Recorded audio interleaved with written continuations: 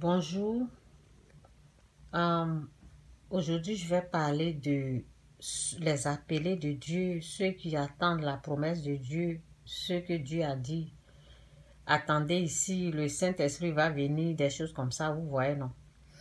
Donc, je vais prendre mon exemple et puis je vais vous parler de ce qui se passe, ce que j'ai fait et tout. Et on va prendre aussi l'histoire des Israélites, ce qu'ils faisaient aussi, et puis bon. Voici ce qui se passe. Souvent, moi, par exemple, Dieu m'a dit, passe beaucoup de temps dans ma présence. Passe beaucoup de temps dans ma présence pour me connaître. Il faut me connaître. C'est ce que Dieu m'a dit, ok? Donc souvent, on est là et puis on commence à faire autre chose. On commence à faire autre chose, ça veut dire, euh, on va sur... Moi, par exemple, si je veux apporter, par exemple, une vidéo sur les réseaux, j'amène une vidéo ou bien je suis en train de faire excusez-moi pour ce bruit là. Euh, c'est déjà là, je peux rien faire. Donc c'est ça. Par exemple, si je vais sur Facebook et puis je me perds, par exemple, je suis curieux, je vais regarder quelque chose où on dit il y a les bourrées ici, Papatoya. Donc, souvent, je suis curieux, je veux savoir ce qui se passe. Dès que j'appuie la vidéo, je suis perdu au fait. Donc, voici le moment que Moïse, on va lire ça. Donc, il faut faire très attention à ça, vous savez. Il faut faire très attention à ne vous perdez pas parce que voici pour le peuple. Ce qui s'est passé ici, là, ça se passe aussi dans notre vie, mais une autre façon. Donc, c'est dans Exode 32. Donc, le peuple voyant que Moïse tardait à descendre de la montagne, ok, semblait, euh, oui, de la montagne, s'assembla autour d'Aaron et lui dit, allons faire nous un Dieu de qui, excusez-moi, bon, attendez, je vais prier d'abord. Merci Seigneur pour ta grâce. Aide-nous à comprendre ta parole et aide-nous à faire seulement ta volonté, rien que ta volonté. Aide-nous à faire ta volonté, ok? Donc, voici ce qui se passe. Souvent, on les distrait. Il faut faire attention à ça, à la distraction. Donc, évitons la distraction. Sinon, c'est ça qui fait que on reste là, on tourne. Parce que excusez-moi, parce que j'ai montré aux gens, j'ai montré une vidéo, j'ai montré 11 ans que je sais Dieu, mais c'est plus que ça. C'est depuis 2008 que je suis restée à la maison pour servir Dieu. Donc, c'est pas, au fait, je ne peux pas, je ne vais pas accuser Dieu, au fait. C'est parce que souvent, c'est nous-mêmes. Sinon, quand Dieu nous dit, fais ça là, et puis toi, tu vas faire autre chose là, tu vas durer. Donc, ça fait 13 ans, ça fait maintenant 14 ans, vous voyez. C'est parce que c'est moi, je suis allée ailleurs. C'est moi, je suis distrait, vous voyez. Donc, je ne peux pas accuser Dieu. Souvent, je reste là, je dis, Seigneur, enlève-moi dans ça, Seigneur. Fais que je ne me trompe pas, fais que je ne vais pas ailleurs, des choses comme ça. Mais bon, tout ça là, anyway, tout concourt au bien de ceux qui aiment Dieu. Ça veut dire, Dieu va prendre cette situation-là, même si ça dure, il va renverser à ma faveur. Donc, de toutes les façons, on va gagner. C'est aussi une façon de nous préparer, une façon de connaître beaucoup de choses. Donc, je lis ça. Le peuple, voyant que Moïse tardait à descendre de la montagne, s'assembla autour d'Aaron et lui dit, allons, fais-nous, oui c'est ça, allons, fais-nous un Dieu qui marche devant nous. Car ce Moïse, cet homme, qui nous a fait sortir du pays d'Égypte, nous ne savons ce qu'il est devenu. Ça veut dire, au fait, Moïse allait passer du temps dans la présence de Dieu. Donc, lorsque Dieu m'a dit, Chantal, passe beaucoup de temps dans ma présence pour me connaître, au lieu de faire ça, là, je suis en train de faire autre chose. Vous comprenez? Donc, Moïse allait passer du temps. Quand on passe beaucoup de temps dans la présence de Dieu, qu'est-ce qui se passe? On a la révélation, on a ce que Dieu veut pour nous, on commence à le connaître, on commence à connaître le vrai du faux. Il nous montre des choses cachées, vous voyez un peu? C'est ce que Moïse allait faire. Moïse allait prendre quelque chose pour venir les bénir, mais eux là, ils ont été distraits. Comment aujourd'hui nous sommes distraits? Les téléphones. On va sur Internet, on dit, il y a Guéré ici.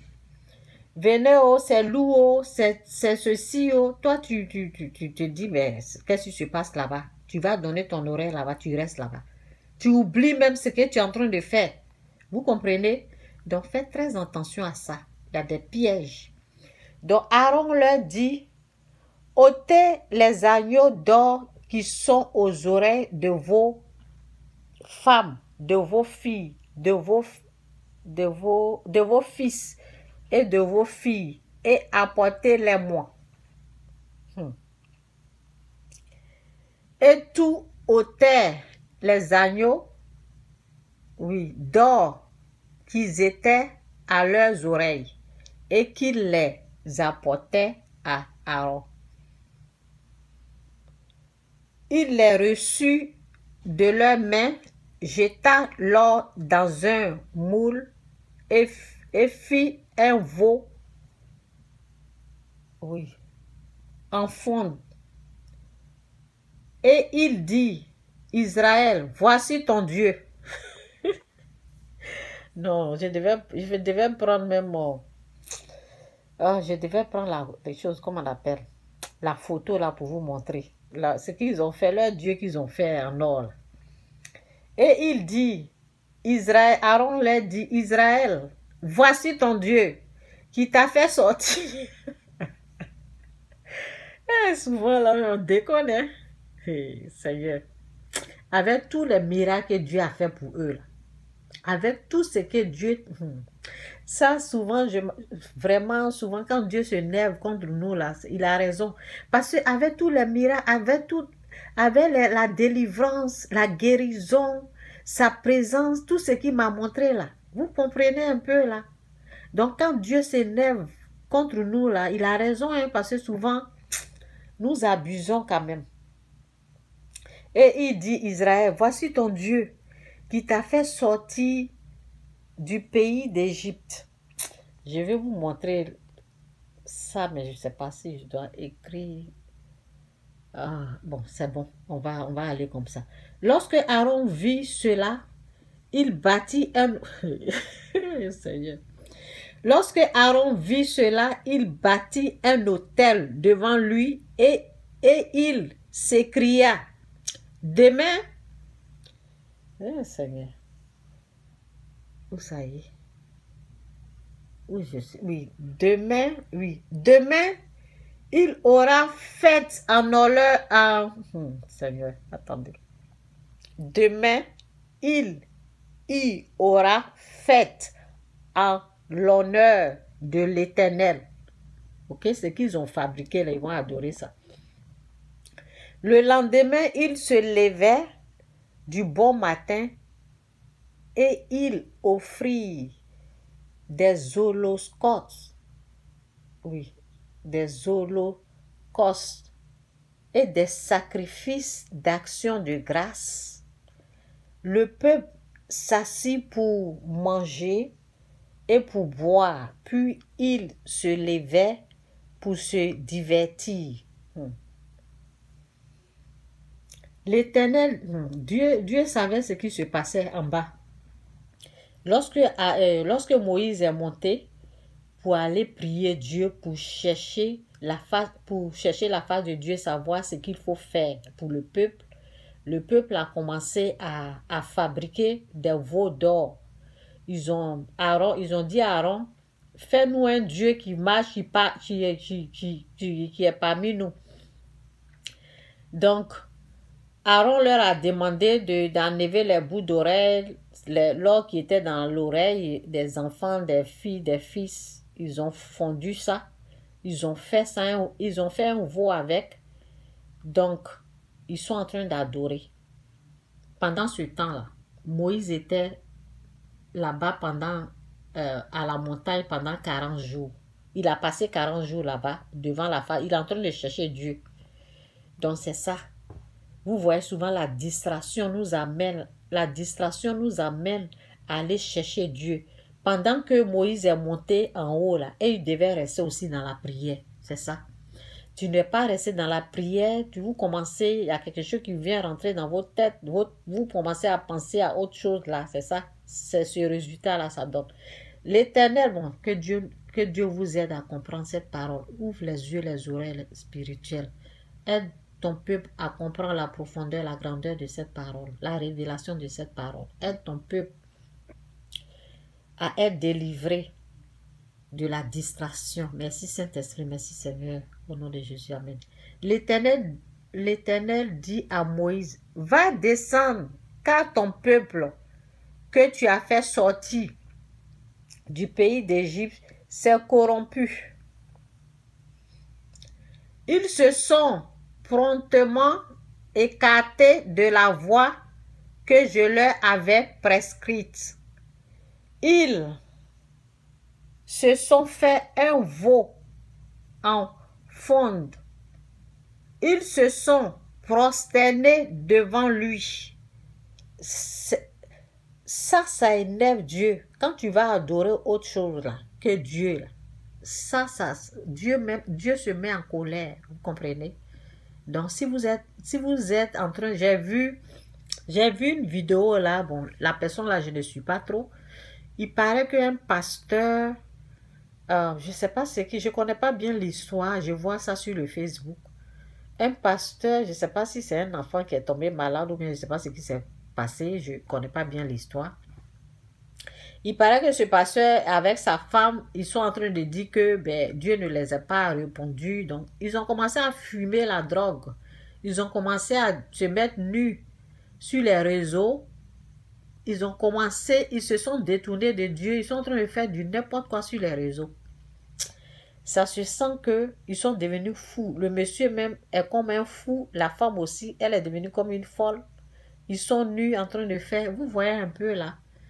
Sans Dieu, là, on ne peut rien faire. Quand tu vas adorer autre chose, là, bon, faut pas que je vais me perdre. On reste ici. Ils se sont promptement écartés de la voie que je leur avais prescrite. Ils se sont fait un veau en fonte. Ils se sont prosternés devant lui. Ils lui ont offert des sacrifices et ils ont dit, Israël, voici ton Dieu qui t'a fait sortir du pays d'Égypte. Ils ont oublié tous les miracles que Dieu a fait pour eux. L'Éternel dit à Moïse, je vois que ce peuple est un peuple au cou roide. Au cou roide. Ok? Maintenant, laisse-moi, ma colère va s'enflammer contre eux et je les consumerai. Mais je ferai de toi une grande nation. Moïse implora l'Éternel, son Dieu, et dit, pourquoi, ô l'Éternel, ta colère s'enflammerait-elle contre ton peuple que tu as fait sortir du pays d'Égypte par une grande puissance, et par une main forte? Franchement, avec tout ce que tu as fait là, tu vas les détruire comme ça. Donc il est en train de plaider pour eux. Pourquoi les Égyptiens pourquoi les Égyptiens diraient-ils, c'est pour leur c'est pour leur malheur qu'il les a fait sortir.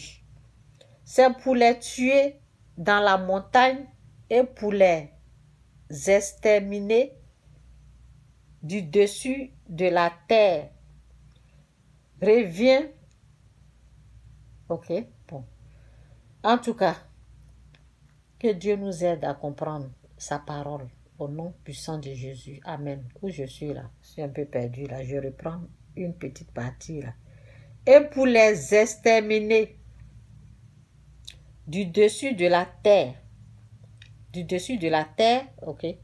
Reviens de l'ardeur de ta colère. Reviens de l'ardeur de ta colère et repens-toi du mal que tu veux faire à ton peuple. Souviens-toi d'Abraham, d'Isaac et d'Israël, tes serviteurs auxquels tu as dit en jurant par toi-même, je multiplierai votre postérité comme les étoiles du ciel. Je donnerai à vos descendants tout ce pays dont j'ai parlé. Et ils le posséderont à jamais. Et l'Éternel se repentit du mal qu'il avait décidé vouloir faire à son peuple. Ok? Donc je m'arrête. Bon, on continue. La partie est intéressante. Moïse retourna, voici pour Moïse. Moïse, lui, il a demandé pardon à Dieu et Dieu a accepté le pardon. Maintenant, qu'est-ce que Moïse aussi, lui, fait? On va lire cette petite partie qui est vraiment bien. Moïse retourna et descendit de la montagne, les 2 tablettes du témoignage dans sa main. Les tablettes étaient écrites des 2 côtés. Elles étaient écrites de l'un et de l'autre côté. Les tablettes étaient l'ouvrage, vous comprenez un peu là. Les tablettes étaient l'ouvrage de Dieu et l'écriture était écriture de Dieu. Franchement, gravé sur les tablettes. Josué entendit la voix du peuple qui poussait des cris et il dit à Moïse, il y a un cri de guerre dans le camp. Parce que lui ne savait pas ce qui se passait. C'est seulement à Moïse que Dieu a révélé ce qui est en train de se passer en bas. Moïse répondit, ce n'est ni un cri de vainqueur, ni un cri de vaincu. Ce que j'entends, c'est la voix des gens qui chantent. Et comme ils approchaient du camp, il vit le veau et des danses. La colère de Moïse s'enflamma. Il jeta de ses mains les tablettes. Oui, il jeta les tables et les brisa au pied de la montagne. Moïse n'a pas supporté ça. Je vais m'arrêter là, ok? Bon, je vais m'arrêter là. Vous avez compris ce qui s'est passé. Donc, Moïse était fâché aussi. Il n'a pas pu supporter. Si lui n'a pas pu supporter là, c'est pas Dieu qui va supporter ça. En tout cas, c'est déjà long là, donc je m'arrête. Vous avez vu ce qui s'est passé en plus, ok? Continuez de lire jusqu'en bas, parce que c'est long, hein, vous voyez, tout ça. Je n'ai pas fini ça. Donc, que Dieu vous bénisse. Il faut, pour ne pas... Bon, c'est pas aussi facile, vous savez. Souvent, on est là, on rit, mais il y a des tentations, en fait. C'est pas facile. Mais il faut toujours demander pardon à Dieu et continuer le chemin. Parce que la voie, le chemin, c'est pas facile. Souvent, tu attends, c'est pas 2 jours, c'est pas 1 jour, ce sont des années. Donc, vous voyez, donc si tu tombes, il faut te relever, demande pardon à Dieu, continue ton chemin. C'est tout ce que je peux dire. Nous tous, on tombe. Nous tous, on va faire autre chose quand on a trop attendu. Mais il faut toujours se relever, demander pardon à Dieu. C'est un peu mon message. Que Dieu vous bénisse. Jésus-Christ sourire. Jésus-Christ est Seigneur. Ceux-mêmes qui ont vu la main de Dieu. Ceux-mêmes qui ont vu vis-à-vis. Nous tous. Moi, je peux dire, j'ai vu vis-à-vis. OK? Parce que, bon, quand l'Esprit de Dieu me parle, il dit, c'est toi seul qui as vu le Père. OK? Donc, c'est ça, en fait. Moi, je peux dire, j'ai vu la main de Dieu dans ma vie. Donc, il y a des choses là que Dieu ne va pas tolérer, au fait. Quand Dieu sait que tu as vu sa main, tu as vu, tu as goûté à sa bonté, tu as goûté à sa puissance, tu as goûté à son miracle. Il y a des choses là, il ne va pas tolérer. Il va te pardonner, c'est vrai, mais ça fait que tu dures là où tu es.